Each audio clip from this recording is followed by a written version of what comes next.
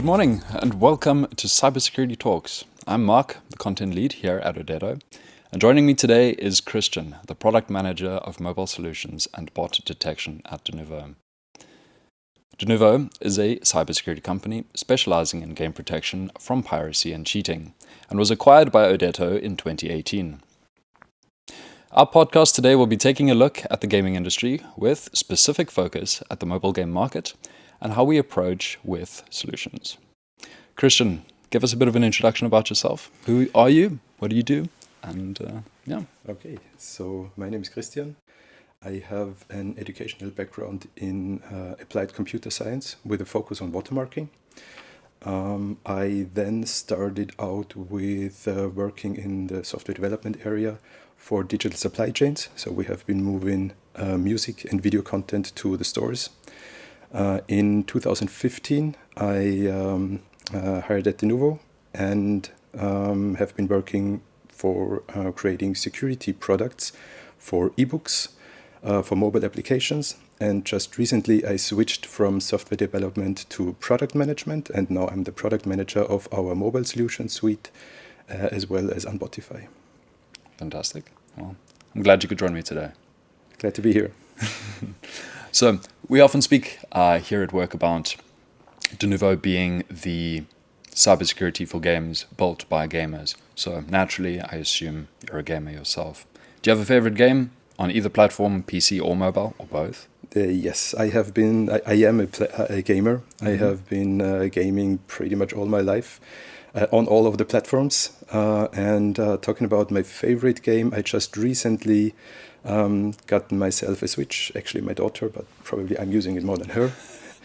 And I'm going through the Zelda franchise. So I am, I think, at the final battles of Skyward Sword, and I already installed Tears of the Kingdom. I've heard that one is a good one. I'm looking forward to that, Yeah, sadly I don't have access to a Switch, but if I did, I would be certainly high up on my list. Would you recommend it? Tears of the Kingdom I haven't started, but the rest of them pretty good. Even the old remakes and Breath of the Wild, of course. That's fantastic. And mobile? Mobile I'm playing as well, especially because I am in the mobile side of things at Denuvo.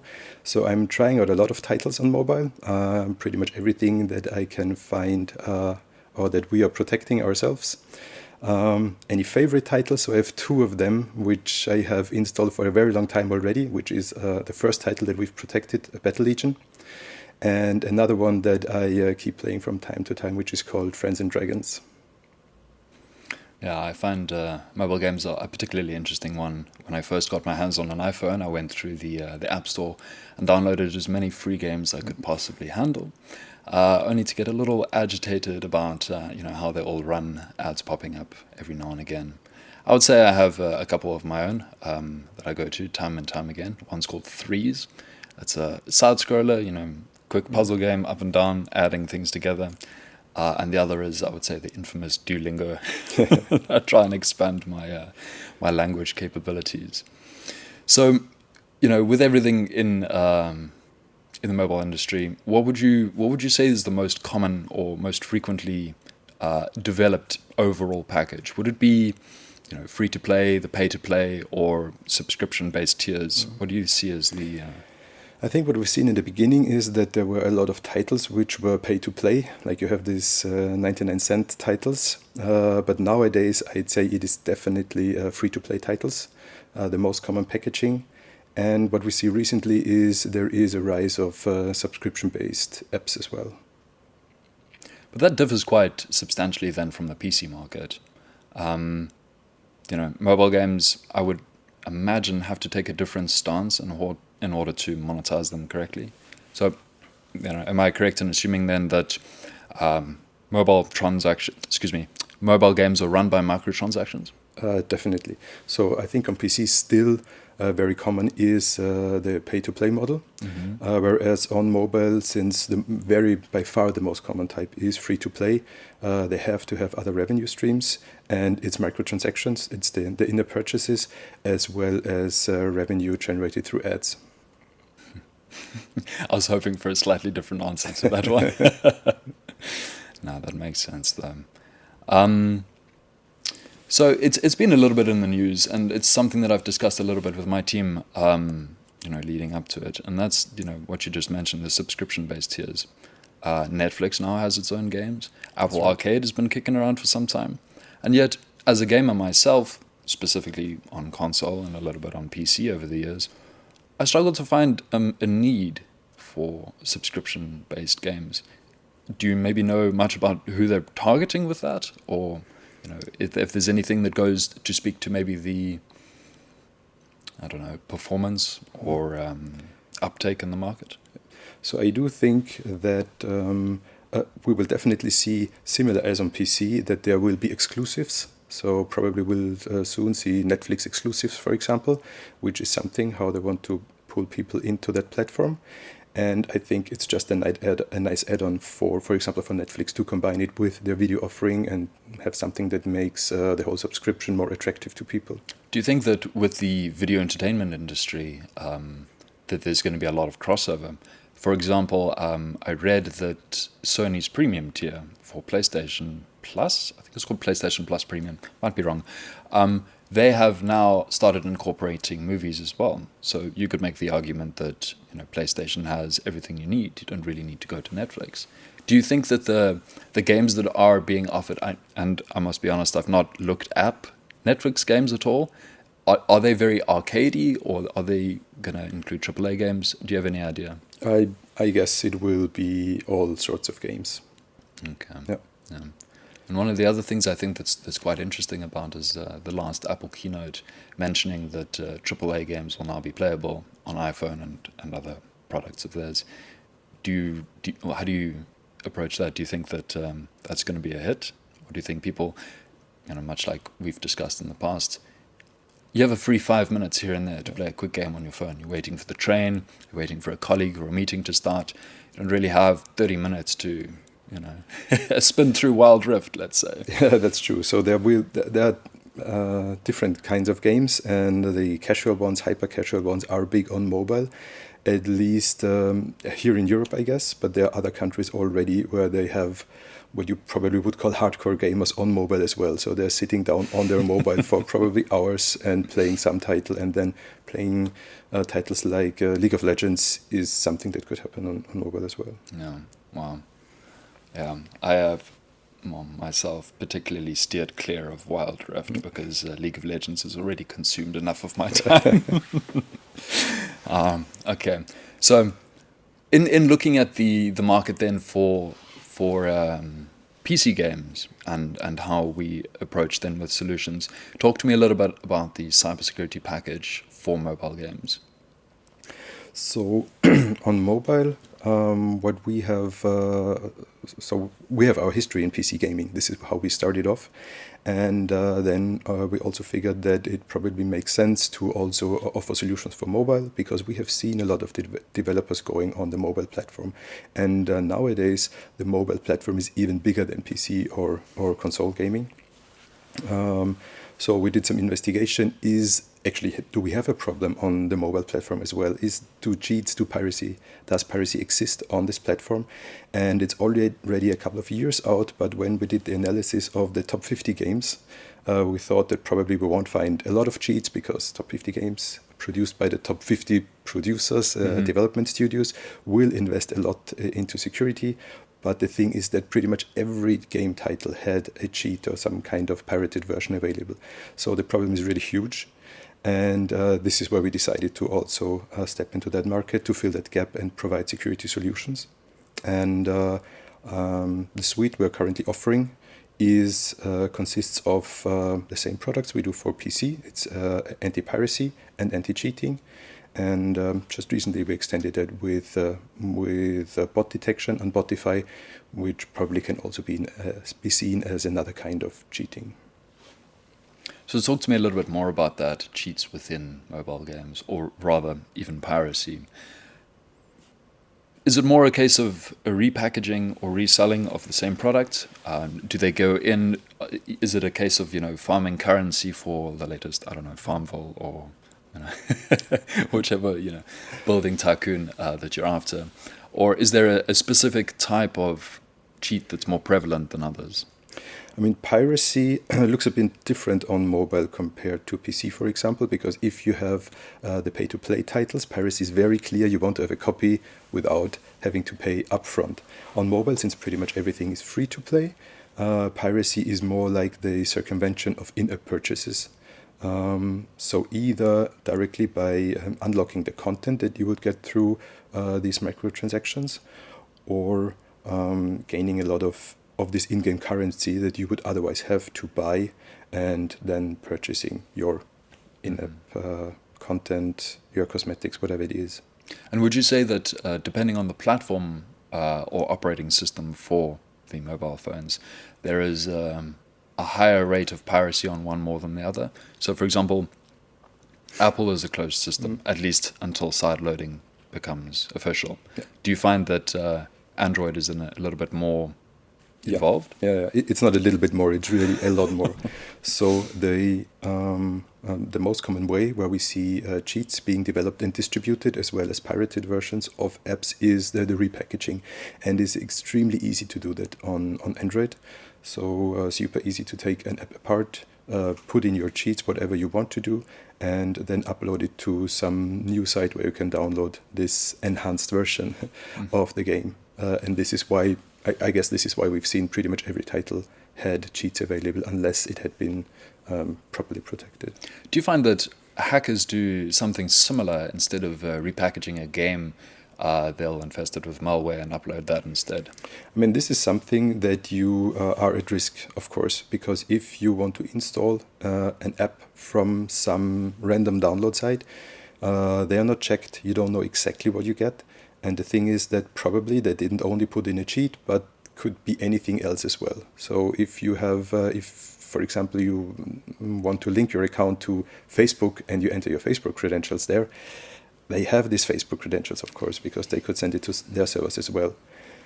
I haven't seen this happening very often, and there are not these sites where you know that they just distribute malware, but that's certainly a risk that you have. You know, one of the things I think about for myself, I'm quite peculiar and particular about what apps that I let onto my phone. One of the things that sort of, I don't know, is high up on my radar is how far they can go when somebody's phishing on your phone. So would it be notable, maybe, that an app that you've downloaded off either Apple or Google, that you'll be at risk of, I don't know, someone going through your photos or your WhatsApp messages? Or so it is possible to get access, for example, to your photos and everything as well, but you still have the security system that the operating system do provide. So they ask you for permission to do so. You need to say yes to that. If you do so, then of course anything else could be added to these apps. But I think it will be, this is very exceptional that they, I don't know, try to get hold of your passwords for your e-banking account or so. All right. How would you go about approaching the solutions for these gaming apps then? So back then, when we did the analysis of how many cheats were available, we also went a step further and analyzed how are these cheats working. So what we've seen really most often is this repackaging. There is some other thing where you just tamper with the memory of a running application. So I guess this is really the two most common attack vectors that we've seen. And so we directly address them. On the one hand, if this repackaging, so changing an application, repackaging it and distributing it on another channel, requires you, of course, to change the app. And this is why probably one of our most important features that we offer is integrity verification, which means that we want to make sure that the app is exactly in the same shape as you have sent it to the stores, and make any other altered versions not runnable. And that's the same thing for piracy as well as for cheats. So usually they change an app to make it behave differently in one or the other way. This is our offering. Plus, we also thought about how is the development process of a cheat, and then we want to frustrate these attempts of creating the cheat with various security measures that we have. Okay, that's quite interesting. I often think about it as well. What is the process of reverse engineering this or protecting? Is it a case of you stop them before they enter, or is it that they're going to enter, so you make it more difficult? And I guess it's a combination of both. Yeah, so we learned from our pretty long experience that if you need to hand out a piece of software completely to the cracker, then it is a matter of time. So there is no 100% security, never. And what we want to achieve is deter them long enough that they just lose their fun in cracking that game and turn to some other title. Yeah, sounds like I'm in the wrong line of work. It's truly fascinating to me, coding, decoding, and all such things. Talk to me a little bit about where the software runs. And again, I have a very limited understanding of it. Is it client-side? Is it server-side? Is it running underneath? How does it work? Yeah, so we are offering a complete solution for all sorts of problems, and this solution can consist of several different products. Depending on the product, that's different as well.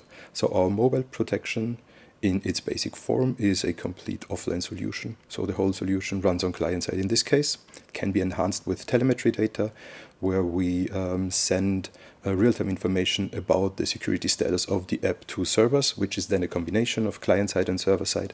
And Unbotify, for example, our recent extension that we added, is collecting data on client-side, sending it off to a server, and then the real work of detecting bots is happening on server-side. So it's really much depending on which product or which combination of products that we use.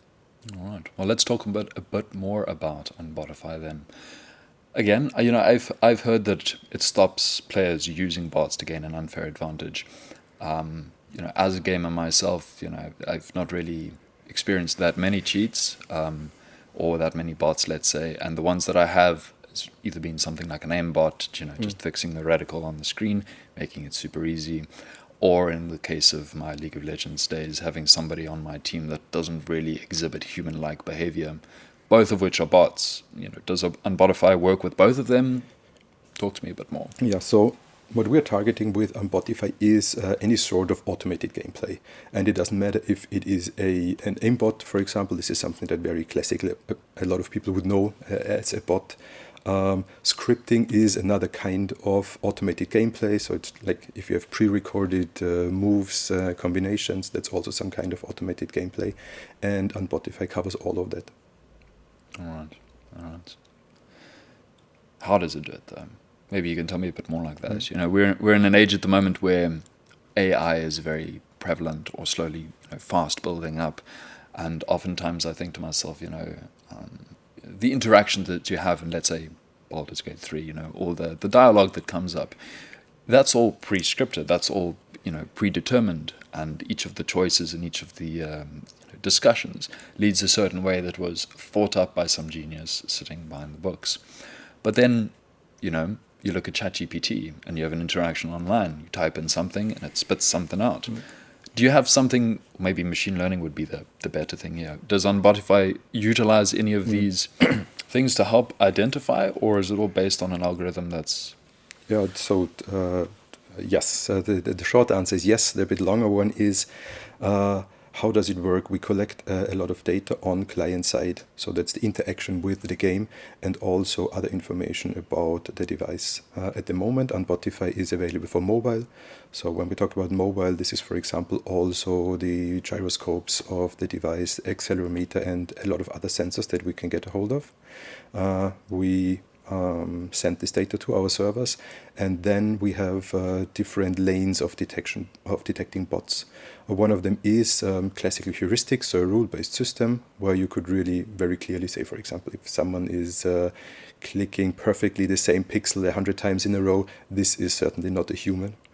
But what we've seen as well is that bots get smarter and smarter. So they figured out that there are anti-botting techniques, and it was very obvious that they're working like this. Like if you're pressing exactly the same pixel, this is detected as a bot. And there's other metrics that are already pretty well known. So we still have these very simple bots that do exactly this, and they are quite easy to catch. But we also have much more advanced ones.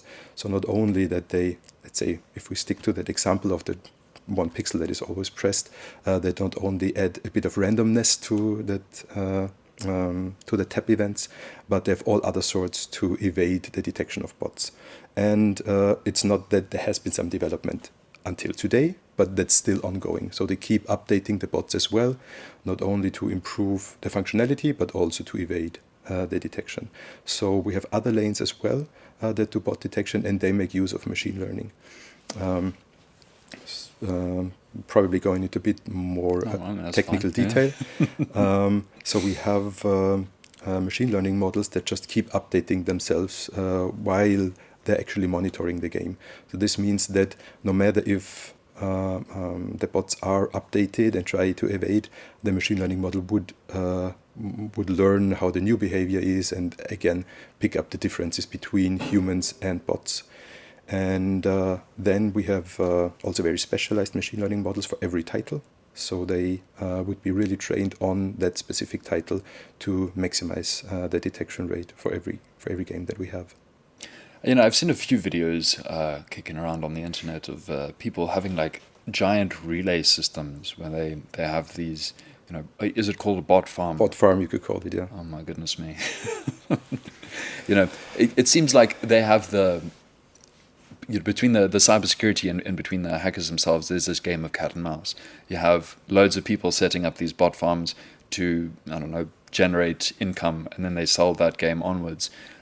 Or you also have, I know in League of Legends, and I'm sure some of the other esport community games as well, where you can go to a website and you can purchase, you know, a new game, a new account that has been pre-leveled.